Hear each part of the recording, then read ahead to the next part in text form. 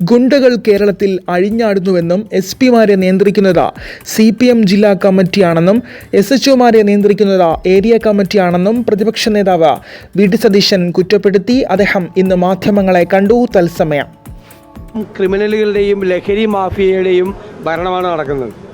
അവർ ഈ സംസ്ഥാനത്ത് എല്ലായിടത്തും അഴിഞ്ഞാടുകയാണ്. മുഖ്യമന്ത്രി ആഭ്യന്തര വകുപ്പിൻ്റെ മീതെ ഒരു നിയന്ത്രണവുമില്ല. മുഖ്യമന്ത്രിയുടെ ഓഫീസിലെ ഒരു ഉപജാപക സംഘമാണ് പോലീസിനെ നിയന്ത്രിക്കുന്നത്.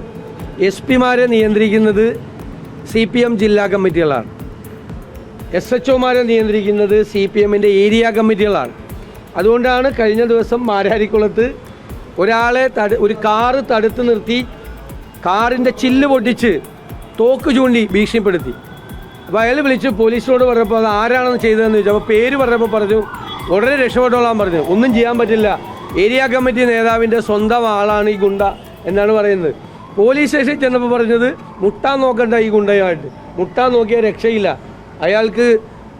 അയാളെ സംരക്ഷിക്കാൻ ആളുകളുണ്ടെന്നാണ് പറഞ്ഞത്. ഞങ്ങളും അസംബ്ലിയിൽ ഉപയോഗിച്ചൊരു വാക്കുണ്ട്, പൊളിറ്റിക്കൽ പേട്രണേജ്. രാഷ്ട്രീയ രക്ഷാകർതൃത്വം കേരളത്തിലെ ക്രിമിനലുകൾക്കും ഗുണ്ടകൾക്കും ലഹരി മാഫിയക്കാർക്കും കൊടുക്കുന്നത് CPM ആണ്. മുഖ്യമന്ത്രി നോക്കി നിൽക്കുകയാണ്. DYSPയെ അറിയപ്പെടുന്ന എൻ്റെ ജില്ലയിലെ ഗുണ്ടയാണ്, ഒരു ക്രിമിനലാണ്.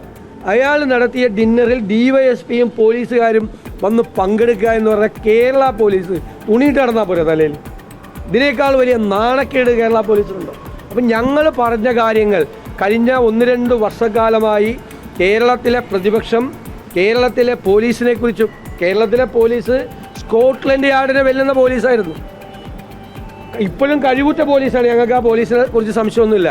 പക്ഷേ അവരെ നിർവീര്യരാക്കി അവരുടെ ആത്മവിശ്വാസം തകർത്ത് കേസെടുക്കുന്നത് കണ്ടില്ലേ? ഇപ്പോൾ നമ്മുടെ മദ്യ നയവുമായി ബന്ധപ്പെട്ട കോഴ കേസിൽ എന്താണ് ക്രൈംബ്രാഞ്ച് അന്വേഷിക്കുന്നത്? ഈ വാർത്ത എങ്ങനെ പുറത്തു പോയെന്നാണ്. ഈ പൈസ പിരിക്കാൻ വേണ്ടി, കോഴ പിരിക്കാൻ വേണ്ടിയിട്ടുള്ള തീരുമാനം അവരുടെ ബാർ അസോസിയേഷനിൽ എങ്ങനെ പുറത്തുപോയി എന്നാണ് അന്വേഷിക്കുന്നത്. SFI സംസ്ഥാന സെക്രട്ടറി പരീക്ഷ എഴുതാതെ പാസ്സായത് റിപ്പോർട്ട് ചെയ്യപ്പെട്ടപ്പോൾ അതിനെക്കുറിച്ചല്ല പോലീസ് അന്വേഷിച്ചത്. ആ റിപ്പോർട്ട് എങ്ങനെ പുറത്തു വന്നിട്ട് റിപ്പോർട്ടറെ, ഏഷ്യാനെറ്റിൻ്റെ റിപ്പോർട്ടറെ പ്രതിയാക്കിയാണ് കേസെടുത്തത്. ഇങ്ങനെയാണ് എല്ലാ കേസിലും. സ്വപ്ന സുരേഷ് ആരോപണം ഉന്നയിച്ചപ്പോൾ സ്വപ്ന സുരേഷിനെ കുറിച്ചാണ് അന്വേഷണം നടന്നത്, അല്ലാതെ ഉന്നയിക്കപ്പെട്ട ആരോപണത്തെക്കുറിച്ചല്ല. അങ്ങനെയാക്കി കേരളത്തിലെ പോലീസിനെ മാറ്റി. അതിൻ്റെ ഏറ്റവും നാണം കെട്ട കാര്യങ്ങളാണ് ഇന്നലെയും ഇനിയാന്നൊക്കെയാണ് നടന്നുകൊണ്ടിരിക്കുന്നത്. ഉറപ്പായിട്ടും ഞാൻ പറഞ്ഞല്ലോ, മുഖ്യമന്ത്രി നിസ്സംഗനായി നിൽക്കുകയും മുഖ്യമന്ത്രിയുടെ കയ്യിൽ നിന്ന് ഈ അധികാരം മുഖ്യമന്ത്രിയുടെ ഓഫീസിലെ ഒരു ഉപജാപക സംഘം തട്ടിയെടുത്തിരിക്കുകയാണ്. എന്നിട്ട് പാർട്ടിയാണ്, എല്ലാ സ്ഥലത്തും പാർട്ടിയാണ്. പാർട്ടിയിലെ ചില നേതാക്കന്മാർ ഈ ക്രിമിനലുകൾക്ക്, ആലപ്പുഴ ജില്ലയിലൊക്കെ നിങ്ങളൊന്ന് ചെന്ന് അന്വേഷിച്ച് നോക്കിയാൽ അറിയാം, വലിയ സംഘർഷത്തിലേക്ക് പോവുകയാണ്. എല്ലാത്തിൻ്റെയും പുറകിൽ പാർട്ടിയിലെ ചില ക്രിമിനലുകളെ എല്ലാ സംരക്ഷണവും കൊടുക്കുന്ന, തണൽ കൊടുക്കുന്ന ആളുകളാണ് നിൽക്കുന്നത്. അപകടകരമായ നിലയിലേക്ക് കേരളം പോവുകയാണ്. ഞാൻ ചോദിക്കട്ടെ, എത്ര വീടുകളാണ് ഈ ഗുണ്ടകൾ കേരളത്തിൽ ആക്രമിക്കുന്നത്?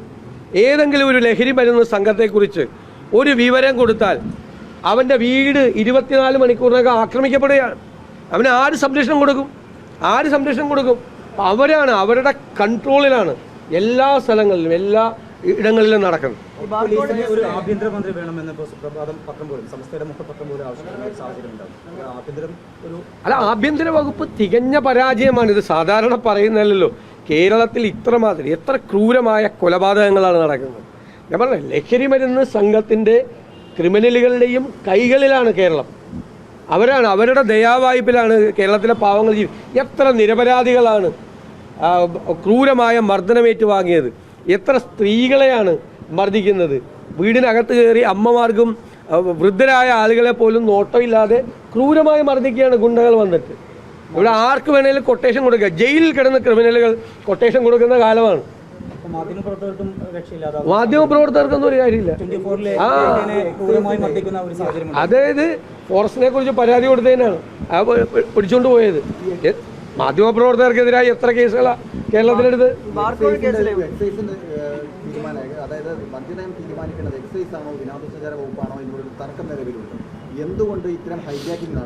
അല്ല, ഹൈജാക്കിങ് നടക്കുകയാണ്.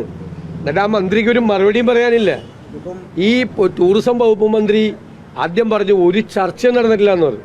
അദ്ദേഹത്തിൻ്റെ വകുപ്പ് തന്നെ അതിൻ്റെ ചർച്ച നടത്തിക്കൊണ്ടിരിക്കുന്ന മുഴുവൻ വിവരങ്ങളും അതിൻ്റെ തെളിവുകളും ഞങ്ങൾ ഹാജരാക്കി.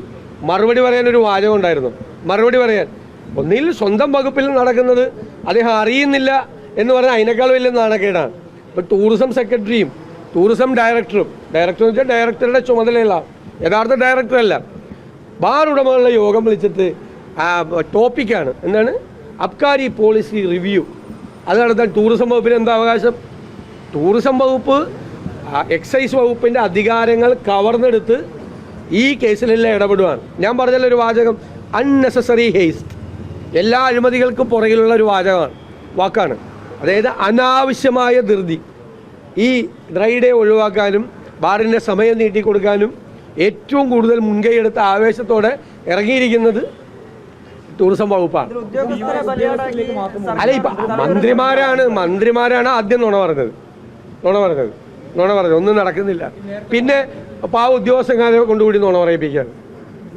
സർക്കാരിന് വ്യക്തമായ മറുപടി ഇല്ലാത്തതുകൊണ്ടാണ് ഉദ്യോഗസ്ഥരെ കൊണ്ടല്ലോ, ടൂറിസം മന്ത്രിയുടെ ആഫീസിൽ നിന്നാണ് ഈ ടൂറിസം ഡയറക്ടറുടെ പേരിലുള്ള പത്രക്കുറിപ്പ് ഇറങ്ങിയത്. മന്ത്രിയുടെ ആഫീസാണ് മന്ത്രി പറഞ്ഞാൽ പോരെ, മന്ത്രിയുടെ ഓഫീസിൽ നിന്ന് തന്നെ കൊടുക്കുകയാണ്. കാരണം അവിടെ തീരുമാനിക്കുകയാണ് കാര്യങ്ങളെല്ലാം. അവിടെ അധികാര കേന്ദ്രീകരണം നടക്കുകയാണ്. ഒക്കെ പുറത്തു വരും കുറേ കാര്യങ്ങൾ കൂടി അടുത്ത ദിവസങ്ങൾ നമുക്ക് കാണാം.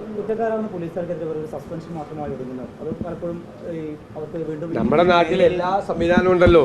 പോലീസ് കംപ്ലൈൻറ്റ് അതോറിറ്റി ഉണ്ട്, മനുഷ്യാവകാശ കമ്മീഷൻ ഉണ്ട്. അവരൊക്കെ ഇടപെടട്ടെ.